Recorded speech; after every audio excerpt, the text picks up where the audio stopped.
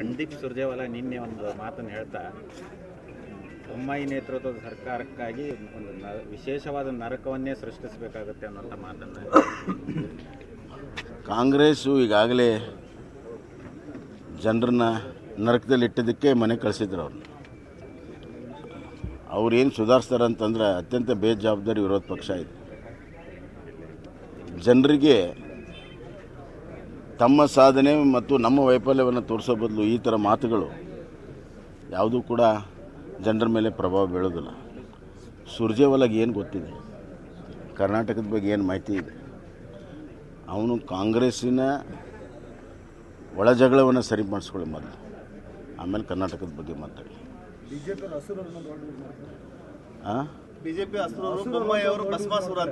ನೋಡ್ರಿ ನೋಡಿ, ಇಂಥ ಮಾತುಗಳಿಂದ ಏನಾಗೋದಿಲ್ಲ. ಜನ ಎಲ್ಲ ಗೊತ್ತಿದೆ ಯಾರು ಅಸುರರು ಯಾರು ದೇವತೆಗಳು. ಈಗಾಗಲೇ ಇಡೀ ಭಾರತ ದೇಶದಲ್ಲಿ 70 ವರ್ಷ ಆಡಳಿದಂಥ ಕಾಂಗ್ರೆಸ್ಸನ್ನು ಕಿತ್ತು ಹೋಗೋದು ಅಸುರರು ಯಾರು ಅನ್ನೋದನ್ನು ಆಗಲೇ ತೋರಿಸಿದ್ದಾರೆ. ಕಾಂಗ್ರೆಸ್ನಲ್ಲಿರುವಂಥ ಅಸುರರು ದೊಡ್ಡ ಲಿಸ್ಟೇ ಇದೆ. ಇನ್ನೊಂದು ಮುಂದುವರೆದವ್ರು ಇನ್ನೊಂದು ಮಾತು ಹೇಳ್ತಾರೆ, ಕಾಪಿ ಹೊಡೆಯೋದ್ರಲ್ಲೂ ನಕಲ್ करने में भी अकल होनी चाहिए, जो हमने बोला था उसी का नकल उन्होंने किया है ಅಂತೇಳಿ ನೀವು ಕೊಟ್ಟಂತ ಎರಡು ಜನಪ್ರಿಯ ಅವ್ರಿಗೆ ನಮಗೆ ಭಾಳ ವ್ಯತ್ಯಾಸ ಇದೆ. ಅವರು ಚುನಾವಣೆಗೋಸ್ಕರ ಆಕಾಶವನ್ನು ತೋರಿಸಿ ಜನರಿಗೆ ಮರಳು ಮಾಡುವಂಥ ಪ್ರಯತ್ನ ಮಾಡಿದ್ದಾರೆ. ನಾವು ಸ್ಪೆಸಿಫಿಕ್ ಎದಕ್ಕೋಸ್ಕರ ಕೊಡ್ತಾ ಇದ್ದೇವೆ, ಯಾರಿಗೆ ಕೊಡ್ತಾ ಇದ್ದೇವೆ, ಎಷ್ಟು ಹಣ ಆಗುತ್ತೆ ಅನ್ನೋದನ್ನು ನಾವು ಕೊಟ್ಟಿದ್ದೇವೆ. ನನ್ನ ನಕಲು ಅವರು ಮಾಡಿದರು. ನಾ ಗೃಹಿಣಿ ಶಕ್ತಿ ಕೊಡ್ತೀನಿ ಅಂತ ನಾನು ಹೇಳಿದ ಮೇಲೆ ಗೃಹಲಕ್ಷ್ಮಿ ಅನೌನ್ಸ್ ಮಾಡಿದ್ದೆ. ಆದ್ದರಿಂದ ಸುರ್ಜೇವಾಲಾ ಅವರಿಗೆ ಸ್ವಲ್ಪ ನೆನಪಿನ ಶಕ್ತಿ ಕಡಿಮೆ ಆಗಿದೆ.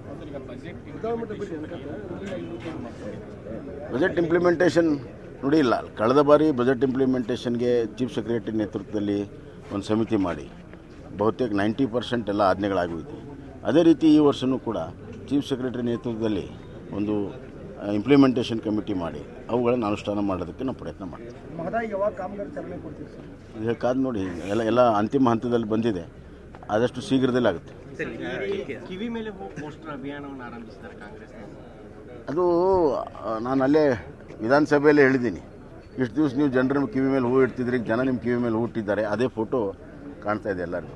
ಪರ್ಮನೆಂಟಾಗಿ ಅವ್ರ ಕಿವಿ ಮೇಲೆ ಹೂಲು ಬೀಳ್ತದೆ. ಚುನಾವಣೆ ಆದಮೇಲೂ ಕೂಡ ಅವ್ರ ಕಿವಿ ಮೇಲೆ ಹೂಲು ಇರ್ತದೆ, ಅದರ ಪ್ರಶ್ನೆನೇ ಇಲ್ಲ. ಸರ್, ಬಿಹಾರದ ಮುಖ್ಯಮಂತ್ರಿ ಅವರು ಒಂದು ಮಾತನ್ನು ಹೇಳ್ತಾ, ವಿರೋಧ ಪಕ್ಷಗಳು ಒಗ್ಗೂಡಿದರೆ ಬಿಜೆಪಿ 100 ಸೀಟ್ಗಳನ್ನು ದಾಟುವುದಿಲ್ಲ ಅನ್ನುವಂಥ ಮಾತನ್ನು ಹೇಳ್ತಾರೆ. 100 ಸೀಟಿಗೆ ಇರಲಿ, ಅದೇನಾದ್ರು ಇರಲಿ. ನಿತೀಶ್ ಕುಮಾರ್ ಬಗ್ಗೆ ಎಲ್ಲರಿಗೂ ಗೊತ್ತಿರುವಂಥ ವಿಚಾರ. ಎಷ್ಟು ಸತಿ ಬಣ್ಣ ಬದಲಾಯಿಸಿದ್ದಾರೆ, ಏನು ಬದಲಾಯಿಸಿದ್ದಾರೆ ಅಂತ. ಬಣ್ಣ ಬದಲಾಯಿಸುವಂಥ ವ್ಯಕ್ತಿಗೆ ಮಾತಿಗೆ ಏನು ಮಹತ್ವ ಕೊಡಬೇಕು, ನೀವೇ ಯೋಚನೆ ಮಾಡಿ.